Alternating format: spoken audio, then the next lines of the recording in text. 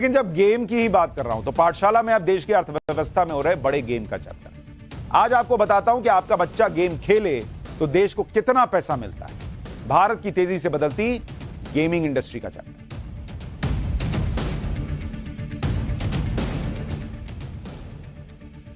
आपको याद होगा पाठशाला में ही हमने आपको दिखाया था कि कैसे बेंगलुरु के एरो शो में दुनिया भर की कंपनियां अपने अपने घातक हथियार लेकर पहुंचे।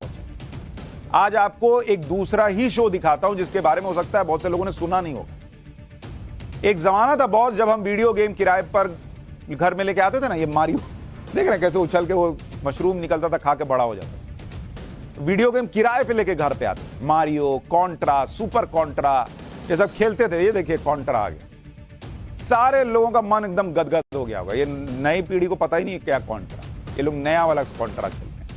तो ये सब कॉन्ट्रा वॉन्ट्रा खेल के फिर वीडियो गेम वापस कराते थे। लेकिन गेमिंग की दुनिया सोचिए कहां से कहां पहुंच गई है। पिछले कुछ दशकों में क्या से क्या हो गया है उसको समझिए। आज की डेट में दुनिया भर की कंपनियां भारत पहुंची हुई हैं। आप पहले पहुंचते थे वीडियो गेम लेने, अब गेम लेकर कंपनी भारत आ गई भाई। अपने अपने गेम लेकर लोग पहुंचे हुए हैं। दिल्ली में बकायदा 3 दिन का इंडिया गेमिंग शो चल रहा है। वहां बैठ के लोग गेम खेल रहे, देख रहे हैं स्क्रीन, झकाझक स्क्रीन लगी है। वहां स्पाइडरमैन घूम रहा है, वहां बड़े बड़े गेम के कैरेक्टर घूम रहे हैं। और ये दिल्ली के प्रगति मैदान में चल रहा है 3 दिन का, जहां दुनिया भर की गेमिंग और एनिमेशन कंपनियां अपने नए नए गेम लेकर आई हुई हैं। इसमें लाइव डेमो चल रहा है, आपको वहीं के वहीं बताया जा रहा है कि देखिए हमारा गेम कितना अच्छा है, कितना कमाल का है। और पब्लिक पहुंच रही है। भारत की बिजनेस वैरायटी की रेंज आप देखिए। एक तरफ दुनिया भर की डिफेंस कंपनियां अपने हथियार बेचने आ रही हैं, दूसरी तरफ गेमिंग कंपनियां। अब बॉस आप सोच रहे होंगे कि दुनिया भर की गेमिंग कंपनियां क्या ही, इसमें क्या ही खेल है, इनको आके क्या मिल रहा है, ये सब इतना नाटक किस लिए चल रहा है। भाई भारत में गेमिंग सेक्टर को समझिए, बहुत तेजी से ग्रो कर रहा है। आप सोच रहे हैं आपका बच्चा गेम खेल रहा है या आप गेम खेल रहे हैं, भैया यहां पूरी दुनिया गेम खेल रही है। दुनिया भर की गेमिंग कंपनियां भारत में निवेश करना चाहती हैं और कर रही हैं। अब तक गेमिंग सेक्टर में सरकार की तरफ से कोई नियम कानून वैसे नहीं थे, इसलिए इस सेक्टर में बहुत कमियां देखी जा रही थी। लेकिन जिस तेजी से गेमिंग सेक्टर में ग्रोथ दिख रहा है और देश की अर्थव्यवस्था में भी योगदान दिख रहा है, अब सरकार गेमिंग को लेकर सीरियस भी हुई है, कानून भी ला रही है। उसके बारे में आपको आगे बताऊंगा, लेकिन उससे पहले भारत में गेमिंग सेक्टर के बारे में बता देता हूं। बॉस आपने सोचा नहीं होगा क्या से क्या हो गया है, भारत कहां से कहां पहुंचा हुआ है। जिस गेमिंग सेक्टर के बारे में आपको बता रहा हूं, गेमिंग सेक्टर, भारत में गेमिंग सेक्टर 2022 में, यह भारत का बता रहा हूं, 2022 में करीब 23,193 करोड़ का मार्केट था गेमिंग सेक्टर का। 23,000 करोड़। और 2025 में माना जा रहा है कि यह बढ़कर हो जाएगा 41,416 करोड़ का मार्केट।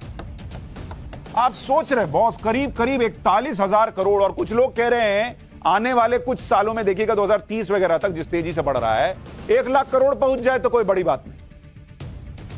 इसमें एफडीआई कितना आया हुआ है आपको पता है? कहा जा रहा करीब 25,000 करोड़ का एफडीआई आया हुआ है। सोचिए दुनिया को भारत में जो गेम हम लोग खेल रहे हैं उसमें कितना स्कोप दिख रहा है। और इससे जो जीएसटी कलेक्शन है उसको आप देखिए, करीब 22,000 करोड़ का जीएसटी कलेक्शन हो रहा है सिर्फ गेमिंग सेक्टर से। बॉस 22,000 करोड़ का जीएसटी कलेक्शन देश को जा रहा है। तो आपका बच्चा गेम खेल रहा है, आप गेम खेल रहे हैं, देश कमा रहा है। और इसमें अच्छा, इसमें अभी आपको ये तो बताया ही नहीं, इसमें अभी इसमें और सुनिए, जो गेमिंग कंपनियां हैं करीब करीब 400 प्लस गेमिंग कंपनियां इसमें अभी लगी हुई। और एक्टिव गेमर कितने हैं जो खेल रहे हैं वाकई में, ऐसा नहीं है कि प्रोफाइल बनाकर गायब हो गए। एक्टिव गेमर जो हैं वो देश के अंदर करीब 50 करोड़ हैं भाई। 50 करोड़ एक्टिव गेमर इस वक्त देश के अंदर ऑनलाइन गेम वगैरह खेल रहे हैं। और गेम कितने इंस्टॉल्ड हैं सुनिएगा तो कान से धुआं फेंक देगा। गेम इंस्टॉल्ड, जो अलग अलग गेम इंस्टॉल किए गए 730 करोड़ के। दुनिया भर में गेमर कितने हैं? 300 करोड़। और भारत में अकेले कितने हैं? 50 करोड़। और जो ग्रोथ है इसकी, सालाना ग्रोथ गेमिंग सेक्टर की, सुनिएगा तो हैरान रह जाइए, इसकी सालाना ग्रोथ है 38% एनुअल ग्रोथ देख रहा है ये सेक्टर। शायद ही किसी सेक्टर में इतना ग्रोथ हो रहा हो। इन्हीं कारणों की वजह से दुनिया भर की कंपनियों को भारत में कमाई का अवसर दिख रहा है और भारत सरकार को भी दिख रहा है, और इसीलिए सरकार भी इसे कानून के दायरे में लाकर इकोनॉमिक ग्रोथ को बढ़ाने की तैयारी कर रही है। भारत के तेजी से बढ़ते गेमिंग सेक्टर का दूसरा पहलू यह भी है कि सरकार को इसे लेकर बहुत सारी शिकायतें भी मिल रही, लेकिन कानून न होने की वजह से इनका निपटारा ठीक तरह से नहीं हो रहा था, इसलिए इसका गलत फायदा भी उठाया जा रहा था। पिछले साल तमिलनाडु में, तेलंगाना में, आंध्र प्रदेश में और कर्नाटक जैसे राज्यों ने कई ऑनलाइन गेम पर बैन लगा दिया था। आरोप था कि कई गेम गैम्बलिंग को बढ़ावा दे रहे थे। मामला हाईकोर्ट में पहुंचा, जहां कोर्ट ने सरकार के बैन को गलत ठहराया। इसके बाद सुप्रीम कोर्ट पहुंचा।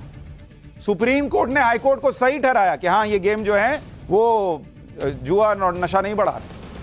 भारतीय कानून के मुताबिक ऐसे ऑनलाइन गेम जिनके लिए स्किल की जरूरत नहीं होती, उसे गेमिंग एक्टिविटी के अंदर नहीं रखा जाता। और इसे आपको समझना चाहिए। देखिए, दो तरह के गेम होते हैं। जो गेम आप खेलते हैं, वीडियो गेम, ऑनलाइन गेम जो आप खेल रहे हैं, वो दो तरह के।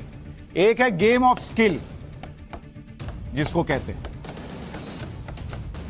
यानी जिसमें आपको खेलने के लिए स्किल लग रहा है, कुछ टैलेंट लग रहा है, दिमाग लगाना पड़ रहा है। और एक है गेम ऑफ चांस, मतलब जिसमें आपका लक चल रहा है, तुक्का आप लगा रहे हैं, वो तुक्का वाला काम। गेम ऑफ स्किल दिमागी क्षमताओं का इस्तेमाल करके आप खेलते हैं। गेम ऑफ चांस भाग्य भरोसे, तुक्का, जुआ टाइप। अगर कोई आदमी अपना दिमाग लगाकर कोई गेम खेल रहा है, जैसे आजकल ऑनलाइन गेम में क्रिकेट की टीम आप बनाते हैं, तो उसमें दिमाग लगता है ना भाई। आप सोचते हैं कौन सा प्लेयर कैसा खेलता है, उसका क्या परफॉर्मेंस है, पिच कैसी है, कंडीशन क्या है, फिर आप पैसा लगाते हैं, जीतते हैं। ऑनलाइन ताश का गेम रमी खेलते हैं, इसमें इसे भी गेम ऑफ स्किल कहा जाता है भैया, उसमें तुक्का नहीं चल रहा।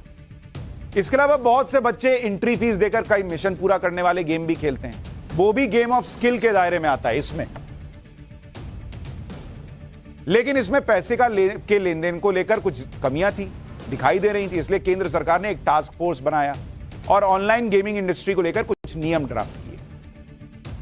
तो यही सुप्रीम कोर्ट ने कहा कि भाई गेम ऑफ स्किल है तो कोई दिक्कत नहीं है, चलने दीजिए, फिर इसमें क्या दिक्कत है, नियम कायदे कानून ढंग के होने चाहिए।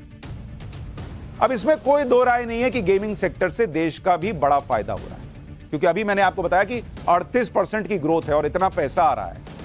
जीएसटी कलेक्शन 22,000 करोड़ का है। लेकिन यह सेक्टर भी थोड़ा परेशान है जीएसटी और टीडीएस को लेकर। अभी क्या होता है कि कोई उपयोगकर्ता क्या करता है, ऑनलाइन गेमिंग प्लेटफॉर्म पे गया तो वो अपना अकाउंट खोलता है, पैसे जमा करता है, तो वो पैसा दो भाग में बढ़ जाता है। अभी आप क्या जाते हैं कि वो ऐप खोला, आपने ऐप खोला, उसमें अपना अकाउंट बनाया और आपका जो पैसा है उसमें आपने डाल दिया। अब वो दो हिस्से में जाता है। एक होता है सुविधा शुल्क, यानी आपने भाई उसमें आप जो गेमिंग के लिए सुविधा ले रहे हैं किसी से, उसका शुल्क होता है। और दूसरा होता है पुरस्कार शुल्क, मतलब जैसे 100 लोग खेल रहे हैं तो उसमें कुछ को पैसा मिलता है ना, कुछ का पैसा सारा उड़ जाता है। तो ये पुरस्कार के लिए जो पूल बनता है वो होता है, और एक होता है सुविधा शुल्क। पहले क्या होता था, ये जो जीएसटी लगता था वो सिर्फ इस पे लगता था, सुविधा शुल्क। अच्छा, अभी पहले क्या लग रहा था, ये 18% की जीएसटी लगती थी इसमें, और ये बचा रहता था टैक्स से।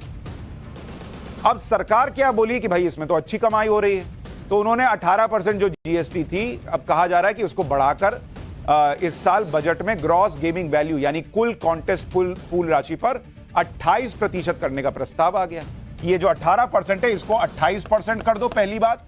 और दूसरा, ये दोनों को जोड़ दो, ये दोनों को मिला के जितना पैसा आया उसको हम 28% उस पर वसूलें। अब जो गेमिंग कंपनियां हैं, जो गेमिंग सेक्टर है, वो इसी बात से परेशान है कि बॉस आपको 28% करना है तो कर दीजिए, लेकिन सुविधा शुल्क पे लीजिए। अब आप पुरस्कार राशि में भी 28% काट लेंगे और सुविधा शुल्क पे भी आप टैक्स ले रहे हैं, तो हमको क्या बचेगा? तो इससे तो तेजी से दौड़ती गेमिंग इंडस्ट्री पे ब्रेक लग जाएगा। ऊपर से टीडीएस भी है, टीडीएस के मामले में भी चेंज कर दिया। पहले गेम में 10,000 रुपए से ज्यादा जीती रकम पर ही 30% आपको टैक्स देना पड़ता था, लेकिन अब 10,000 से कम की रकम पर भी टीडीएस लगेगा और हर बार लगेगा। तो भाई लोग टेंशन में हैं कि फिर तो गेम खेलने वाले कम हो जाएंगे कि भाई आप हर चीज में टीडीएस लेंगे तो फिर क्या ही बचा फिर। तो जिस स्पीड से गेम खेलने वालों की संख्या बढ़ रही है, उसे देखकर ऐसा नहीं लगता कि सरकार अगर यह कदम उठाएगी तो वो ग्रोथ उसी तरह से बनी रहेगी। इसलिए गेमिंग इंडस्ट्री भी टेंशन में चल रही है। लेकिन इतना जरूर है कि भारत में जो स्कोप है उसकी कोई कमी नहीं। आप देखिए, मतलब भारत इसलिए कहा जा रहा है ना ब्राइट स्पॉट, और अगर ये टेंशन गेमिंग सेक्टर की दूर हो गई ये और चमकेगा। लेकिन इतना ये भी ध्यान रखिए कि इसका मतलब नहीं कि कल को माँ बाप कहेंगे कि पढ़ाई करने बैठो तो आप कहेंगे अरे हम देश को पैसा दे रहे हैं, पैसा कमा के देने में मदद कर रहे हैं। पढ़ाई भी करनी है भाई, गेम खेलिए लेकिन पढ़ाई के साथ।